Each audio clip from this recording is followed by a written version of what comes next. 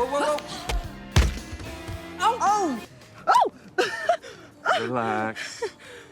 Okay. Damn. Damn! I want it. Alice, not by doing them.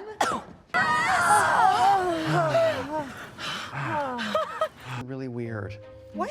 Is everything all right? Welcome back to the channel. Today we look at a 2017 movie titled Rough Night. The movie is directed by Lucia Arnalio and it stars Scarlett Johansson as Jess, Julian Bell as Alice, Kate McKinnon as Pippa, Alana Glazer Frankie, Zoe Kravitz as Blair, and Paul W. Downs as Peter. This movie tells the story of 5 college friends who reunite after 10 years for a bachelorette party. The plan was simple: meet up in Miami on Friday, relive their university days, and have the weekend of their lives. But things obviously didn't go according to plan. Things took a really dark turn, and these friends faced a type of problem they never saw coming. But in the middle of everything, they stuck together and worked as a team and ultimately tightened their bond. The movie is titled Rough Night, and without wasting any more time, let us get right into it. Jess is getting married to Peter in a few days, and her college best friends and study partners, Alice, Frankie, and Blair, think it will be a nice idea to throw a bachelorette party before the wedding. Blair is a real estate agent currently going through a nasty divorce. Alice is a teacher. Frankie is an activist with 2 convictions on her criminal record, and Jess is a politician currently running for state Senate post, but her campaign isn't going well. 4 friends agree to meet in Miami and are joined by Pippa, a friend of Jess. In a club, the friends get high and Frankie thinks a male stripper is what they need to spice up their weekend, so they hire one Jay, and that is their biggest mistake. Jay arrives at their rental property, and it doesn't take long before tragedy falls. He gets mistakenly knocked down and his head hits a piece of furniture. He dies immediately. What was supposed to be a fun weekend now became a traumatic and tragic one. But they aren't the only ones having a bachelor party. Peter, Jess's fiance, is also having one with his friends, but he also gets interrupted when Jess calls him and tells him that her friends hired a stripper and now she is confused. She's obviously panicking, and because of that can't give the full information. She only sounds like she isn't going through with the marriage. Peter does not want Jessie to leave him alone without wasting any time, starts rushing down to Miami to convince Jess to not back down from the marriage and still marry him. Back to Jess, Alice snatches and destroys her phone, telling the gang that they should stay off their phones until they decide on what they're going to do. All friends do away with their phones, so 2 are chosen to go buy a new phone. So now it is just the dead body and Jess, Alice, and Frankie. The dead guy, for some reason, kept on staring at Alice and it freaked her out. Frankie summons up the courage to close the corpse's eyes, but it opens again. The ladies resort to putting eyeglasses over the corpse's eyes. They then loom forward and realize that they are currently in a glass house. This means everything is transparent. Anyone who walks past the house can easily see what is going on inside. This is an indicator that they need to get the corpse out of the house soon as possible. Not long after, the ladies went to get a new burner phone returned with a new phone, and the gang calls Blair's uncle, who happens to be a lawyer. They tell him all that has happened, and he gives them advice. He tells them that with the current situation of things, the only thing that would save them from imprisonment is if the body isn't found. The friends finally knew what they had to do. They had to dispose of the body in a way that the body couldn't be found, at least not for now. They take the body to the ocean and dump it in it. There was a moment of relief, but that was cut short when they spotted their neighbor's security cameras. The couple had already shown interest in having a threesome with Blair, so the friends sent Blair over to retrieve the tape. Blair goes over and has sex with them, only to realize that the security cameras are not working. But that wasn't the end of their problem, as they took a picture by the ocean and noticed something in the background: Jay's body. Jay's body was returned to the shore by the waves. The group now has to find another way to dispose of the body. If you've enjoyed the video so far, leave a like and subscribe to the channel if you haven't already. We bring you interesting recaps like this every time. So back to the video. They take the corpse back to their rented apartment, and not long after they get a knock on the door. It's a police officer named Scotty. He searches for Frankie, and she, scared that they have been exposed, knocks him out cold with her head. They later realize that Scotty was not an actual policeman, but the stripper they ordered. Now that brings the question, who is Jay? They didn't know the answer to this, but they knew they had to dispose of the body. So they use Scotty's car to dispose it, but once again, the plan does not go as expected, as they get into an accident that forces them to return to the villa. On getting back, an argument breaks down between them. Alice finds out that Jess invited Blair and Frankie to her bridal shower over her and calls her out for it. Jess responds by calling Alice out on her obsessive clinginess. This leads to verbal back and forth, and Jess gets completely fed up and decides to turn herself in. She goes up to the bathroom to prepare for it. I guess she wanted to look good for the mugshots. Not long after, with Jess still upstairs, 2 detectives arrive, Frazier and Ruiz. Both men tell the ladies not to panic, as the man that they killed was a wanted criminal. As a matter of fact, the girls will be rewarded for what they did. It looked like the girls were finally out of trouble, and we could see the joy and relief on their faces, but trust me, that was not the case. case. As the interrogation continues, Pippa notices something very shocking. Frasier and Ruiz are not real detectives but are partners of the man they accidentally killed. The television displayed Frasier, Ruiz, and Jay as wanted criminals guilty of jewelry robbery. She tries to subtly pass this information to the ladies without letting both criminals know that their identity has been revealed, but the other ladies don't get her signals. Frasier and Ruiz, on the other hand, realize that they have been caught, and of course they switch things up. Don't forget, Jess is still upstairs trying to prepare herself to look good for the police. She has no idea of what is going on downstairs. Frasier and Ruiz tie all 4 women and Scotty up and threaten to shoot them.